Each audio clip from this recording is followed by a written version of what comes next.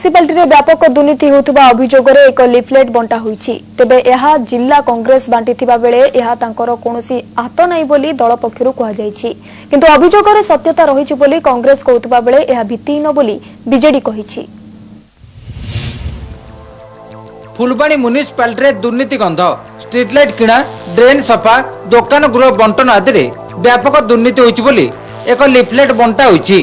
एथरे जिला कांग्रेस कमिटीर हाथ रहितबा अभियोग होईछि।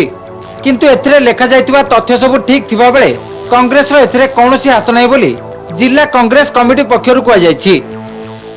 जो लाइट गुडा को जोड़ुची ता निम्न मानर, रास्ता काम जोटा हेची निम्न मानर, आदि पीवा पानी निम्न मानर, ड्रेन सफा करबारे निम्न मानर। किछि सेमती लोक फील करनांती जे या द्वारा किछि पौर परिषद रे किछि उन्नति घटुची कि लोक माने सुख शांति रे रहि पारछन्ती बोली विरोधीଙ୍କ सह आलोचना करी म्युनिसिपालिटी रे समस्त काम करा जाय थाए।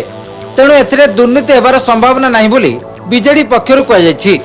सेपटे म्युनिसिपालिटी रे उन्नयन काम बेस सुचारू रूपे हेउतबा म्युनिसिपालिटी निर्वाही अधिकारी कहिसंती। फुलबाणी सहर सर्वांगीन उन्नति में सर्वदा चेष्टा करि आसुछि एवं एक काउंसिल पीरियड रे मध्य उन्नतिमूलक कार्य बहुत किछि करि अछि। लिफलेट जहाँ भी अच्छी अभियोग संपूर्ण माने मिथ्या एवं कौन तथ्य पर आधारित नुहे तदंत पर जेकून तंत्र प्रस्तुत किछि। लिफलेट बांटिबारे कांग्रेस रो हाथ न थाई पारे, किंतु ए बीजेडी रो गोष्ठी कंदल को पदारे पकाई दैथिबा राजनीतिक महल रे चर्चा हेउछि। फुलबाणी रु सीमांचल पटनायक रिपोर्ट, कनक टीवी।